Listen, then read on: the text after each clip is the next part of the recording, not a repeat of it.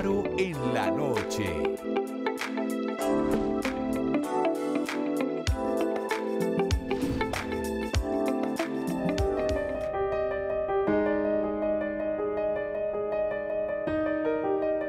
Faro en la noche enciende sus luces con grandes invitados. El Papa Francisco el 29 de junio de 2024 nombró a Monseñor Edwin Vanegas Cuervo como nuevo obispo auxiliar para la Arquidiócesis de Bogotá.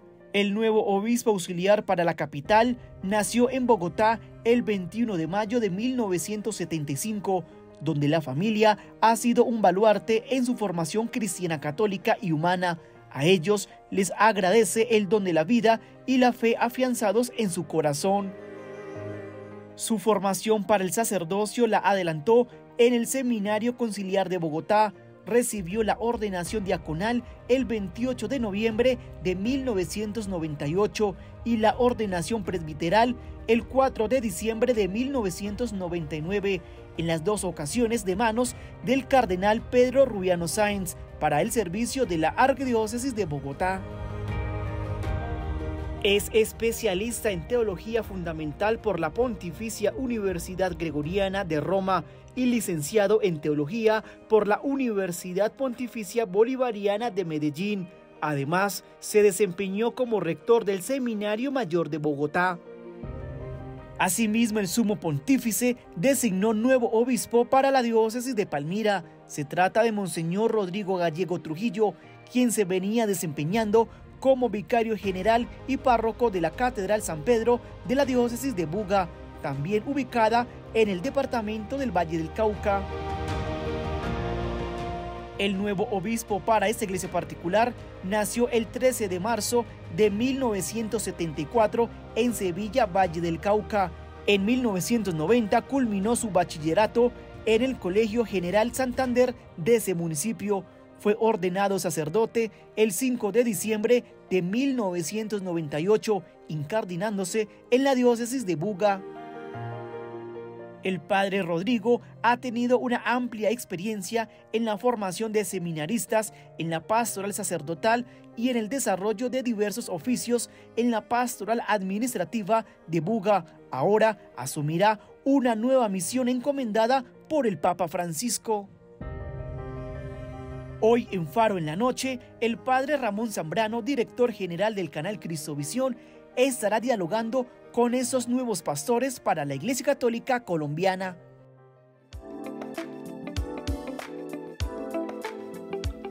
Es una bonita oportunidad que tenemos de estar en Faro en la Noche. Un saludo cariñoso a todos ustedes que nos van a ver a través de la red de Cristovisión de televisión, también a través del canal de YouTube y también a través de la plataforma de Spotify, que van a escuchar esta agradable conversación con dos obispos electos. Muchas veces los vemos ya vestidos de obispos y ya atendiendo su pastoreo, pero tenemos la dicha de compartir con dos sacerdotes que el Santo Padre los ha llamado a ese servicio. Ya ustedes se dieron cuenta quiénes son, porque en la presentación inicial los tuvimos. Muchas gracias por recibirnos y por acoger a todos los cristovidentes. A usted, Padre Ramón, y a todos ustedes, los televidentes, gracias por este espacio. Monseñor Edwin, muchas gracias también. Gracias, Padre Ramón. Un saludo muy especial a todos los que nos siguen por este gran canal de Cristovisión. Bueno, lo primero es, tenemos aquí al obispo de Palmira y a uno de los obispos auxiliares de Bogotá.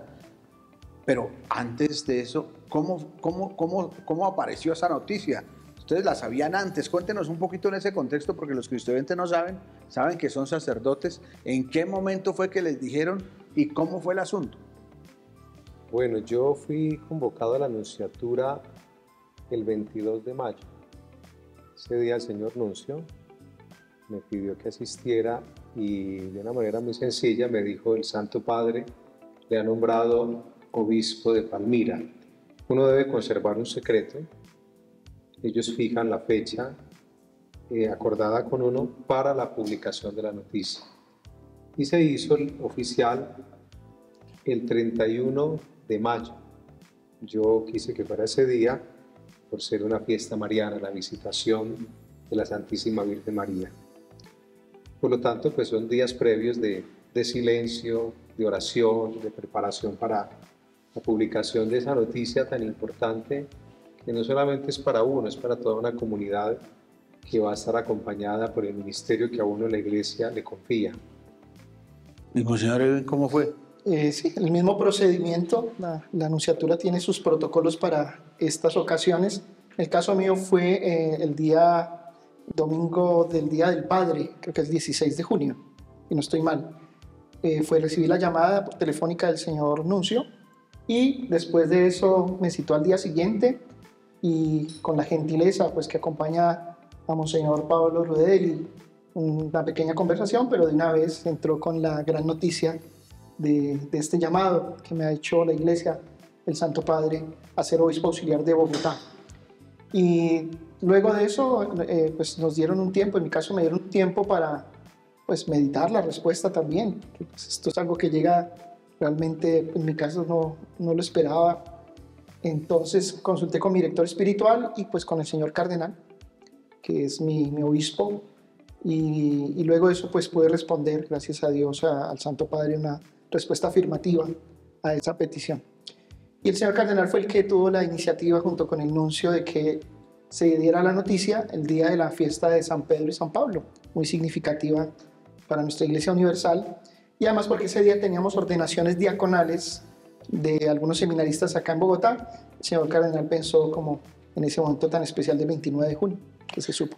Hay un tiempo, nos dicen ustedes, que es como un tiempo de silencio donde el nuncio, mi Dios, el nuncio y usted, nadie más. Y eso que surge allá en el corazón de llegar otra vez a su parroquia, a su vicaría episcopal, como que bueno, aquí estoy, buenas, ¿cómo están? ¿Y cómo? Bien, pero ¿qué hay en el corazón? ¿Cómo se suscita todo eso? La familia, nadie sabe. Nadie. Ciertamente el impacto es muy grande porque uno va al seminario a prepararse para ser sacerdote y normalmente párroco. Realmente pues esa es nuestra misión. En mi caso pasé muchos años en el seminario como formador en Buga, pero ya un cambio de vida de estos que implica tanta responsabilidad pues hace pensar. De hecho pues la gente me preguntaba allí en la parroquia, seguramente notaban algún cambio en el comportamiento, ¿qué le pasa? Está preocupado, está enfermo. Sí, yo dije sencillamente, con toda la tranquilidad, no he dormido por el calor, porque ciertamente es un momento muy solemne. El señor nuncio pide, es un secreto, una reserva, hasta que la Santa Sede haga oficial el nombramiento. Creo que fue para mí una semana de intensa oración, pidiendo sobre todo la gracia de asimilar, de entender y asumir con la responsabilidad que se merece esta misión. Sobre todo le pedía yo al Señor la gracia de conservar la serenidad y de ser un santo obispo como tenemos que ser los ministros de la Iglesia. El caso suyo, usted es vicario episcopal. Sí. Y ahí sí no hay ni comunidad ni parroquia. O sea, llegó a su casa, pues. No, pues bueno, primero tengo que decir que en mi caso fue muy sorpresivo porque yo solo llevo 12 meses y medio de vicario episcopal en la vicaría del suroriente, la vicaría de San José. Venía también del seminario, durante 14 años estuve en el seminario, en la formación. Entonces, claro, todavía un poco más desajustada la cuestión porque pues yo esperaba mi proceso dentro de la vicaría un poco más prolongado. Pero la pregunta que me hace Ramón, pues la verdad lo primero que yo pensé fue en ir a hablar con el cardenal. Eso fue mi pensamiento. Él era el que me tendría que de pronto ilustrar un poco más de qué seguía. Pero en el caso suyo, aquí tenía que pedir una respuesta, pero aquí usted pidió un compás antes de responder. No, yo le di obviamente la respuesta afirmativa inmediatamente al señor nuncio, pero hay que elaborar una carta, Padre Ramón, dirigida textualmente al Santo Padre. Entonces a esa carta sí, en el caso me dieron a mí también un tiempo prudencial para elaborarla. Y me autorizó el señor nuncio de poderlo conversar con el director espiritual y con el señor cardenal. ¿Y uno qué escribe en esa carta? Yo estuve el miércoles 22, como comenté. Sí, yo vine de Buga. Sí, claro. En ese día, por la mañana y en la tarde regresé para no de una vez levantar sospechas. Al otro día el señor nuncio me llama, ¿cuál es su respuesta? Entonces yo doy mi respuesta verbal, pero ya había hecho una carta que le piden a uno dirigida directamente al Papa, donde uno dice en libertad que acepta ese nombramiento. Es una carta que se le dirige directamente al Papa. Y algo sale del corazón cuando uno le escribe al Papa, porque pues nunca se escribe. Yo me imagino que nunca le han escrito al Papa, uno nunca le escribió al Papa. Yo no, la Y primera esa es su primera carta al Papa. Yo lo que hice después de orar esa noche, me fijé en el código de derecho canónico que le piden al obispo realizar. Entonces saqué como unos elementos que dan como la traza, digamos, espiritual y pastoral del ministerio episcopal. Entonces sobre eso elaboré yo la carta y poniendo pues mi total obediencia a la iglesia en la persona de él. Yo pues voy a contar una infidencia significativa. Yo escribí mi carta, por lo menos el primer borrador, que eso hay que pulirlo obviamente, en el mismo oratorio donde Monseñor Ismael Perdomo, en el seminario, claro, ahí está muchas veces oró por nuestra ciudad y por nuestro país. Me parecía, para mí siempre, pues el seminario, como les digo, pasé mucho tiempo allí formándome como formador y me pareció significativo. Hice un retirito de una tarde, me fui para el seminario, ya pues estaba en vacaciones, estaba prácticamente solo, entonces tuve toda la tranquilidad y en ese lugar la escribí. Porque dentro de lo que tenemos para el venerable Ismael Perdomo es precisamente su figura episcopal, que fue muy representativa para su tiempo. Un hombre misionero, un hombre entregado a la caridad, un hombre, pues creo que me inspira mucho, obviamente en algo poderlo imitar, Dios quiera. Tal vez ahí fue donde escribí mi primer borrador. Y como digo, pues eso sale del corazón. Obviamente ya la conversación con el señor cardenal y con el director espiritual, pues da unas luces para lo que uno tiene que colocar allí al Santo Padre. En este camino de servicio a la iglesia, seguramente también surgen ciertas personas que han trazado en la vida de ustedes algunas líneas de lo que significa ser un creyente, un discípulo, un misionero, un pastor.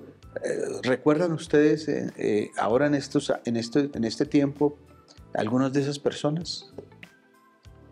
Yo empezaría diciendo por mi familia. Yo tengo a mis padres aún vivos, tengo un hermano y yo lo digo acá como testimonio de ellos, he recibido lo mejor y siempre han sido un apoyo en mi ministerio extraordinario. Mis padres son de oración y allí está parte de la fuerza de perseverancia en el ministerio. Perdón, aquí estamos todos en el Valle del Cauca, estamos y todos del Valle del Cauca, ahí. Yo soy de Sevilla, en el nororiente Ajá. del valle, que es diócesis de Buga, pero ya en el eje cafetero. Ya. Parte de la diócesis de Buga.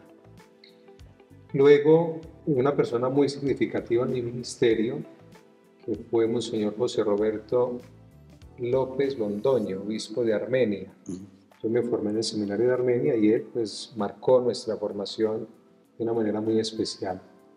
Luego, los obispos que he tenido en Buga. Yo creo que de los 3 obispos que me ha tocado acompañar, de cada uno he recibido un elemento que hoy siento que son como en mi vida una síntesis, sobre todo por esta tarea formativa, pastoral y administrativa. Pero en esta última etapa, yo creo que ha sido clave y providencial la presencia y la obra de Monseñor José Roberto Ospina, el actual obispo de Buga, porque me ha acompañado, me ha ayudado y en este proceso desde el nombramiento hasta lo que vamos, ha estado allí como un padre. De hecho, en la conferencia, pues, de manera curiosa y jocosa, nos han dicho Elías y Eliseo, entregando parte del manto. Entonces yo creo que esas personas han sido clave en este proceso de fe y de ministerio. Aquí estamos hablando, ¿Bogotá? Sí, yo soy bogotano desde nacimiento. Actualmente tengo 49 años, acabo de cumplirlos en mayo y voy a ser 25 de sacerdote en diciembre.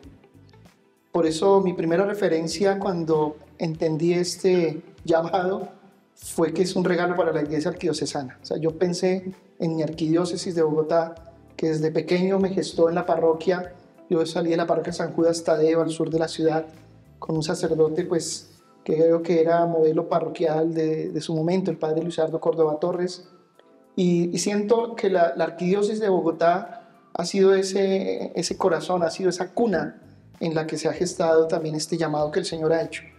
Por eso también comparto lo de Monseñor Rodrigo, mi familia. O sea, yo creo que sin la fe que recibí en mi casa y sin todo lo que mi casa hizo para que conociera a nuestro Señor Jesucristo, no sería nada de lo que soy en este momento, no solo por el llamado al episcopado, sino como persona, como ser humano. El seminario, indiscutiblemente para mí el Seminario Mayor de Bogotá fue casa maestra, y además de la formación duré mucho tiempo allí trabajando. Creo que todos esos elementos fueron forjando. Y tengo que reconocer también a mis obispos, desde Monseñor Pedro Rubiano Sáenz, con el que recibí todos los ministerios, las ordenaciones de diaconado y de presbiterado. Luego Monseñor Rubén Salazar, que también me confió todo el tema de los estudios. Y ahora pues nuestro querido cardenal Luis José, que desde el primer momento que llegó, pues ha sido realmente un testimonio de un episcopado misionero, de un episcopado realmente con un semblante que necesita este tiempo. Todo eso el Señor fue mostrando, fue tejiendo, y bueno, el desafío es grande para nosotros. Hoy como obispos realmente el desafío es grande, y creo que lo alcanzaremos en la medida en que seamos fieles precisamente a esa historia hermosa que Dios ha tejido en la vida de cada uno de nosotros, y que seguirá seguramente. Cuando ya se miran ustedes y dicen, oiga, pero esta situación es complicadita, este defectico, o esta tara que tengo, o esta situación, bueno, Dios verá, pero ustedes ya la han reconocido. Ustedes dicen, uno ya determinado, su merced también es joven, ¿cuántos años tiene? Cumplí 50 en marzo. De 49. Todos los que tenemos 50 decimos que somos jóvenes, pero para los muchachos no somos tan jóvenes. Pero una bendición de Dios, ya uno a esa edad como que uno dice, aquí ahí está este peso. Ustedes lo identifican, como le dicen, le han puesto sin que nos cuenten, porque si es muy íntimo no podemos meternos a la vida privada de los demás. Pero cuando uno contempla su fragilidad, no le dice a nuestro Señor que en el caso de ustedes. Yo creo que si se mira positivamente, el defecto o los defectos dominantes se pueden constituir en una oportunidad de santificación, primero. Segundo, yo creo que es un camino de comprensión, en este caso de los sacerdotes que vamos a acompañar como obispos. Y cuando uno reconoce su límite, su pecado, su debilidad, no juzga al otro. Trata de entender su historia, el porqué. De hecho, yo he estado haciendo unos diálogos con Monseñor Edgar de Jesús, el obispo que sale de Palmira ahora, tratando de entender el clero. Y en uno de los diálogos decíamos eso, hay que conocer bien la vida de cada uno de los sacerdotes para comprender su comportamiento, su realidad. Entonces, en la manera en que yo me comprendo, me conozco, trato de gobernarme, pues domino en mis límites, pero le ayudo al otro. Yo creo que eso es como lo positivo de entender mis límites, ciertamente. Yo creo que una clave en la vida sacerdotal es la frecuencia de la dirección espiritual y la confesión para trabajar sobre esos defectos que están allí permanentemente y que pueden ser también una bendición en el sentido de que uno se reconoce frágil. Y cuando uno reconoce sus límites, pues el orgullo y la soberbia empiezan a bajar de tono. Sí, yo pues me referiría más bien a que esta oportunidad de ser llamado al episcopado me ha abierto a reconocer precisamente que se hace un poquito más el sentido del llamado a la misericordia. O sea, muchos podrían pensar, y a veces le dicen a uno, ay, pero lo promocionaron, ya después de eso sigue papa. Bueno, todo lo que la gente hace. Y ahí es donde está el llamado de atención, precisamente aterrizar esto. Aterrizar que este es un servicio a la iglesia, obviamente sobre la base de un sacramento tan hermoso en la plenitud del sacerdocio como el episcopado. Pero no tiene que ser sino ese llamado a un abajamiento permanente. Y más que defecto, yo creo que es más no dejar de llamarme a eso, a que en la medida en que más sea servidor del pueblo, fiel de Dios, mejor obispo puedo llegar a ser. Es como mi meta. Estamos en Faro en la noche. Va a ser muy importante esta segunda parte de esta conversación con estos dos nuevos obispos. Ya nos vemos. Estás viendo Faro en la noche. Monseñor Rodrigo y Monseñor Edwin, esta fue su primera experiencia en una asamblea del episcopado. La grabamos esta en el contexto de la reunión de la Asamblea Plenaria del Episcopado Colombiano. Esta fue su primera experiencia. ¿Cómo se sintieron? ¿Cómo fue ese encuentro con todos sus hermanos obispos? Lo primero, pues la expectativa, porque el día del nombramiento, la primera llamada que recibí fue del señor Cardenal Luis José, muy a las 6 de la mañana, a felicitarme, a decirme que estaba delante del sagrario orando por mí. E inmediatamente me invitó a la asamblea. Claro, la expectativa, la pregunta cómo será la acogida. Y tengo que decir, esencialmente yo he sentido aquí un ambiente de fraternidad. Todos los obispos, de una manera cordial, cálida, creo que es la experiencia de todos los nuevos, nos han recibido. Yo diría que hay una ventaja. Como estuve tantos años en el seminario, en los encuentros de rectores conocí a muchos de los que hoy ya son obispos. Otros fueron compañeros en la época de estudios en Roma, entonces ya había como una cierta cercanía y familiaridad. La experiencia ha sido de aprendizaje, de escuchar, de ver y sobre todo de aprender de los demás, cada uno en su experiencia ya en su propia diócesis. Entender esa bella realidad del episcopado que representa en síntesis a todo un país, desde la Guajira hasta el Amazonas, etc. Yo eso lo valoro, porque entonces con algunos he podido conversar y preguntarles cómo es su diócesis, qué me puede aconsejar a los obispos más adultos, los mayores. Dígame algo que me sirva para el ministerio. Prevéngame de algo, de lo que usted también tal vez vivió y fue un error y que hoy me puede servir para no repetir. Bueno, eso está como interesante ahorita preguntarle qué le contaron los obispos más adultos. Sí, yo comparto lo que nos dice Monseñor Rodrigo. El ambiente de fraternidad que encontré realmente para mí fue muy agradable. Incluso me atrevo a decir, siento en mi caso como si me esperaban, o sea, como el hijo, el hermano mayor que salió un momento de casa y volvió y lo reciben. Así me sentí como con un ambiente de acogida tan hermoso, como quien dice, contamos contigo y nos alegra que estés aquí. Y realmente, otra sorpresa, obispos que la verdad yo no conocía personalmente, pero saben de mí, que conocen mi historia, mi vida, saben que fui rector del seminario. Sorprendente, eso para decir pues que nuestros obispos son muy humanos. Esa es la primera experiencia. La segunda, saber que detrás de cada uno de ellos hay una cantidad de sacerdotes, de laicos, de experiencia de iglesia en todos los rincones de nuestra patria. O sea, eso es algo que me ha impactado, saber que en todos los rincones de esta patria hay iglesia presente, viva, con dificultades, unas mayores, otras menores, pero no hay un rincón de esta patria colombiana donde no haya alguien entregando la vida en nombre de esta iglesia católica. Y tercero, pues se siente uno retado, porque como dice Rodrigo, hay obispos que aquí llevan 30, 38 años ejerciendo su ministerio, otros un poco más jóvenes, pero todos con un entusiasmo, una entrega, que de pronto unido a una pregunta que hacías anteriormente, Ramón, ese es uno de los retos. Yo digo, Dios mío, pero yo ¿dónde voy a sacar tanta energía? Tiene más energía el monseñor que tiene ya 70 años y yo que tengo 49. Eso es un reto, verlos a ellos cómo quieren su episcopado y cómo queremos a Colombia. Rodrigo puso la pregunta, ¿qué consejos dieron esos que ya son recorridos y conocedores de todas diferentes diócesis? ¿Y qué consejos dan? Uno muy sabio, el caso particular que voy a presidir una diócesis, no haga cambios cuando llegue. Eso sí lo he tenido en el corazón. Cosa que también les alegrará a los sacerdotes de la diócesis de Palmira saber primicia. Que una primicia, no van a haber cambios. Conozca primero, y me parece que eso tiene que ser así. A pesar de que la diócesis de Palmira es vecina de Buga, conozco un poco de su realidad. En la sensatez hay que esperar.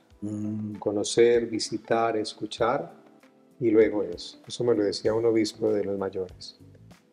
Un segundo elemento, yo creo que tendría que ser la base de todo, la oración. La primera característica de un obispo tiene que ser el de un ministro orante. Yo creo que la clave está en el Evangelio. Jesús que va de madrugada a la montaña a orar o pasa la noche en la oración con su Padre del cielo. Y ese es, digamos así, el GPS del ministerio episcopal, saber qué quiere el Señor y para dónde vamos. Eso ha sido como esencialmente, o sea, el eje, lo que le da solidez al ministerio y consejo fundamental, vida de oración. Bueno, no, y una cosa esencial, yo he tratado, perdón, de practicar y lo inculcaba cuando estaba en el seminario, la amabilidad abre puertas. Yo creo que ese principio y en el buen trato a los sacerdotes hace que abran el corazón y que uno pueda ayudar. Sí, sí, yo he escuchado que ni siquiera hay que pedir el consejo. Ellos como hermanos mayores siempre se te acercan a decirte, pues además de felicitar, una palabrita de las que me han llamado la atención. La primera va asociada a esto último que decía señor Rodrigo: quiera a sus sacerdotes. Quiera a sus sacerdotes. Que detrás de cada sacerdote también hay un pueblo de Dios. En la medida que tú los quieras y los asistas, seguramente ese pueblo de Dios también se va a sentir querido y asistido. Lo segundo, cuente con nosotros. Esa expresión me parece fabulosa. Cuente con nosotros. Y digo nosotros, porque vuelvo a leer, ese es un cuerpo, es un colegio. Aunque uno esté en Leticia, el otro en Riohacha, que unos estemos acá en Bogotá, otros estén en Cartago, en Palmira, estamos juntos, somos hermanos. Eso me parece, pues sí, no estoy solo. Voy para adelante con grandes hermanos. Sin lugar a dudas, el pontificado del Papa Francisco ha generado un estilo o unos acentos particulares en la escogencia de los obispos del mundo entero, por supuesto también de Colombia. Lo vemos en los nombramientos de los nuevos obispos y también en las maneras y las exigencias que requiere esta realidad de servicio. ¿Qué acentos ustedes ven que son muy importantes hoy en ese llamado y en esa vocación y en eso que el Papa continuamente le dice a los obispos? Un elemento, y lo he notado aquí en esta conferencia, la sencillez. Es decir, no la figura del obispo como un príncipe, sino como un pastor. Un pastor que tiene los sentimientos y las actitudes de Jesús. Misericordia, de acogida, de escucha. Yo creo que eso es esencial. Es decir, nuestra vida, nuestra consagración es en función de todos los demás, de una comunidad. Y eso se logra descentrándose de uno. Cuando yo me busco a mí mismo, cuando yo busco mi complacencia, pues no me importa la necesidad del otro. Entonces la sencillez de entender que mi vida es un don para los demás. Segundo, yo creo que hay un énfasis en la calidad del ejercicio del ministerio. A mí me llama la atención, por ejemplo, la insistencia del Papa en la homilía. La calidad de la homilía, de lo que yo comunico brevemente pero con solidez. Lo digo porque el ámbito donde más fieles tenemos nosotros pues es la Eucaristía. Entonces el obispo como el sumo sacerdote de la diócesis tiene que ser ejemplo en ello, una liturgia que de verdad manifieste la presencia del cielo en la tierra. Y luego yo creo que el Papa es insistente, reiterativo, y yo creo que es parte también de nuestra tarea, de una alta exigencia en la vida formativa. Pienso yo en las nuevas generaciones sacerdotales, el seminario, los neopresbíteros. La calidad de vida del ministro depende también de un proceso de fe. Entonces, todo ese camino de evangelización, de iniciación cristiana que dé frutos, pensando en unos sacerdotes abnegados y misioneros. Sí, comparto totalmente. Añadiría dos elementos. El primero, necesariamente la espiritualidad sinodal. O sea, el obispo debe marcar en sus actitudes, en su pensamiento, en su expresión, esa espiritualidad sinodal por la que estamos caminando. Creo que, no sé, pues me metería en la mente del Papa al buscar un candidato para el episcopado necesitaría esa espiritualidad centrada en la sinodalidad. Y lo segundo, un pastor que toque la realidad y que se deje tocar de la realidad. Creo que es eso, es ese pastor que está allí con su pueblo, caminando adelante, en medio, atrás, pero también que hay realidades que no están allí, pero que el obispo debe ser mediador, puente también. Pues tocar esa realidad, pero también dejarse tocar de otras realidades que de pronto están, como dice también el Santo Padre, en las periferias existenciales de nuestro contemporáneo mundo histórico. Ahondemos sobre esto que Monseñor Edwin nos plantea y que también es un momento importante en la asamblea, tengo entendido, el acercamiento y la lectura de la realidad. Son realidades muy complejas las que vive nuestro país. El Valle del Cauca vive unas realidades muy complejas de violencia, de situación de pobreza, de migración también, de mucha cosa de esta. La misma realidad de Bogotá, que es el centro político, jurídico, de todo, es compleja, la misma cultura. Acerquemos un poco a esas realidades que ustedes van a tener que atender, y seguramente ha sido también motivo de mucha oración, reflexión y diálogo. Es una realidad muy concreta. El ser pastor de estas realidades es retador, porque seguramente muchos van a decir, qué bueno, qué nuevo trae, que frente a estas realidades, qué bueno, qué va a aportar, qué nuevas cosas, cómo las va a afrontar. Y aún más, también algunos van a decir, nuestra postura es esta, ojalá que sea esta. Y algún otro dirá, no, mi postura es esta, ojalá que más bien se matricule en esta. ¿Cómo se acercan a esas realidades del Valle, de Palmira y de Bogotá?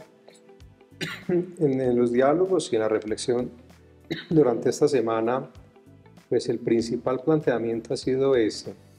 Frente a la situación del país, ¿cuál es la respuesta de nosotros como iglesia? Y yo creo que el elemento positivo que viene ahora con el jubileo es entender la virtud cristiana de la esperanza. Peregrinos de la esperanza, el lema del año santo. ¿Por qué? Porque vemos que el panorama se oscurece, hay incertidumbre, fruto de la violencia como expresión de la corrupción, de esta ambición desmedida por el dinero, es decir, de un empobrecimiento moral en general de la sociedad, a veces de rechazo a lo institucional. ¿Cómo responder? Entonces la iglesia responde con el evangelio, no se tiene que inventar una doctrina, allí está. De hecho, el día del nombramiento, pues mucha gente en las redes sociales publicaba eso, ¿qué vamos a hacer? Y lo que usted plantea del ambiente de violencia tan fuerte que hemos tenido últimamente en el Valle del Cauca, en el norte del Cauca.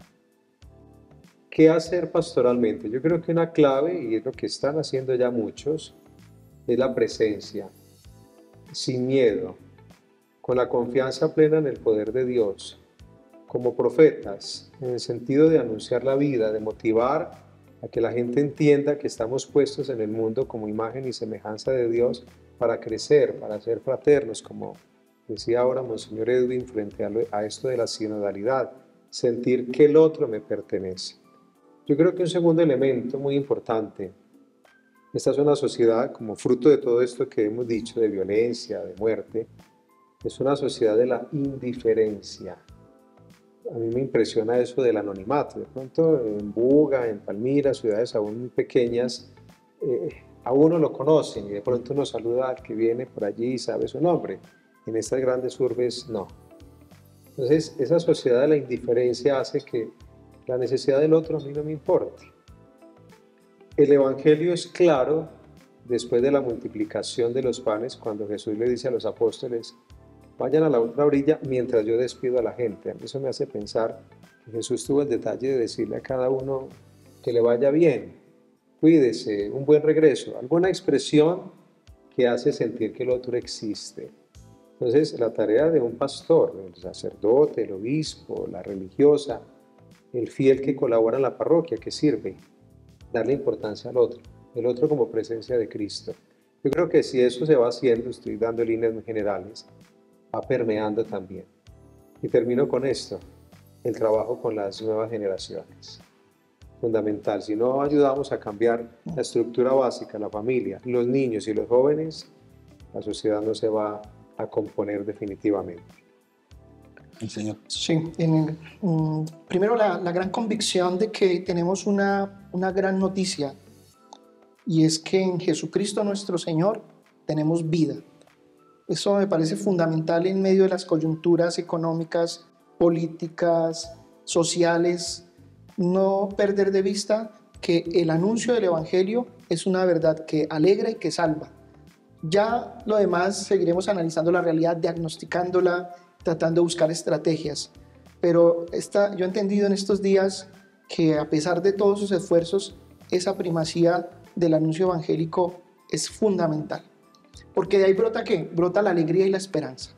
O sea, sí, puede que el país, claro, y eso no es ser uno ingenuo o tapar la realidad con un dedo, no, es que no podemos perder de vista también que en medio de la coyuntura también está brotando el Evangelio. Entonces, yo creo que el trabajo de nosotros como iglesia, pastores, fieles, toda la iglesia, todo el pueblo de Dios, es sembrar esa alegría y esa esperanza en medio de la coyuntura. Ya después, y en un segundo momento, compartiendo todo lo que nos ha dicho Monseñor Rodrigo, añado solamente esa llamada a la consolidación del bien común. En alguna oportunidad yo me refería en estos días, en un espacio que tuvimos por grupos, por provincias, que a veces estamos reclamando mucho el bien común, pero hemos olvidado de que ese bien común no solamente se reclama, se construye. Pronto la clave no sea, sí, obviamente tener la posición crítica frente a las realidades, frente a la situación, pero bueno, ¿qué construimos? ¿Y con quiénes construimos? ¿Cómo logramos establecer redes donde lo privado, lo público, lo confesional, lo no confesional, todas las diversidades que existen en esta realidad realmente encuentren puentes de comunión para trabajar por un proceso que no es otro sino una Colombia pues unida, vivible, en paz? Entonces yo creo que el reto es grande y la vida de la iglesia tiene mucho que ofrecer, ya lo está haciendo. Reitero lo que dije hace un instante, hermoso ver que no hay rincón de la patria colombiana donde no haya una presencia de iglesia dentro de todas esas realidades, sufriéndolas también, porque la iglesia también ha sufrido como sufre todo el pueblo colombiano. Bueno, ¿cuándo es la ordenación episcopal, Monseñor? Será el sábado 10 de agosto a las 10 de la mañana en la Basílica Menor del Señor de los Milagros en Buga. Y 8 días después, sábado 17, la posesión canónica en la Catedral Nuestra Señora del Rosario del Palmar en Palmira. Totalmente invitados. Y les pido su oración por nuestro ministerio y que nos acompañen con su fuerza espiritual. Monseñor, ¿cuándo es la ordenación? Pues como Monseñor Rodrigo ya tiene el 10 y el 17, a mí me toca el 3, que a mí me avisaron después. Agosto es de ordenaciones episcopales. Sí, tenemos también las de Barranquilla. Sí, entonces, claro. 3 de agosto, 10 de la mañana en la Catedral Primada de Bogotá. Fiesta de la Arquidiócesis de Bogotá, porque creo que, vuelvo y reitero, este es un regalo para la Arquidiócesis, este ministerio. Por eso invito a toda la Arquidiócesis, a los fieles, consagrados, consagradas, a que nos acompañen al señor cardenal, quien es el que va a imponer sus manos sobre este humilde servidor. 3 de agosto, 10 de la mañana, y bueno, desde entonces, para servirles acá en la Arquidiócesis de Bogotá como obispo auxiliar, para colaborar en esta evangelización de la mano del señor cardenal y de mi hermano Alejandro Díaz, que somos los obispos auxiliares. ¿Hay alguna tarea específica que el señor cardenal le pone al obispo auxiliar? La primera, y me parece la más hermosa, es que seamos una comunidad de obispos. Van a vivir con él. Por eso vamos a vivir juntos en la residencia arzobispal, tratando de ser signo también de comunión. Hermanos, oraremos, viviremos. Ya lo demás, pues hasta ahora no hemos tenido la oportunidad de encontrarnos ya para planear propiamente toda la dimensión del trabajo pastoral, pero esta sí me lo dejó muy claro. Quiero que vivamos juntos, que seamos una comunidad de signo también para nuestra iglesia arquidiocesana. En el caso del obispo residencial, obispo cabeza, digamos, ¿ese le toca vivir solo? No, en la casa del obispo en Palmira viven 4 sacerdotes mayores, Ah, todavía muy vitales. Entonces ese es un apoyo muy especial porque yo allí en Buga, la catedral, comparto la vida, el ministerio con un vicario y un seminarista. Entonces creo que es una ventaja y lo que dice Monseñor, sentir que uno hace comunidad, tener con quien orar, con quien compartir la vida. Entonces estaremos allí 5 en la Casa Episcopal en Palmira. ustedes en esta conversación han valorado mucho el acompañamiento y la experiencia de familia que desde jóvenes tuvieron y también acompañaron muchísimo a jóvenes en los seminarios donde ejercieron su servicio. Muchos de ellos ya sacerdotes, otros ya laicos que decidieron no seguir en el camino de la vida hacia el sacerdocio. Hoy vemos que hay realmente una baja de vocaciones. Los seminarios son siempre muy con pocas personas. Esto me imagino que los pone a pensar, tanto a usted que tiene que asumir un llamado de jóvenes, como a usted que algún día va a ser obispo también de alguna diócesis, sin lugar a dudas. Pero ¿les preocupa o qué creen ustedes que tenemos que hacer para que esto de la vocación, que es algo tan hermoso, tan sublime, sea algo propuesto para los jóvenes, para la gente de estas generaciones? Ustedes que fueron formadores y rectores de seminario. Bueno, yo creo que esa es una ventaja, el haber pasado por el seminario como formadores y rectores, nos da un elemento muy importante para entender esta realidad vocacional hoy. Lo que usted dice es cierto, la baja en número es enorme. ¿Cuál es el reto? Yo lo dije ahora, el trabajo con las nuevas generaciones. Si no trabajamos con los niños y los jóvenes, ¿de dónde van a salir las vocaciones? Y a eso antecede todo el trabajo con la pastoral familiar. Si no hay familias bien constituidas, o al menos donde haya una preocupación por lo espiritual, pues bueno, muy complejo. Uno de los retos, y se lo manifesté al clero en una visita breve que hice, era eso: ¿cómo vamos a trabajar por las vocaciones? La diócesis tiene en este momento 15 seminaristas.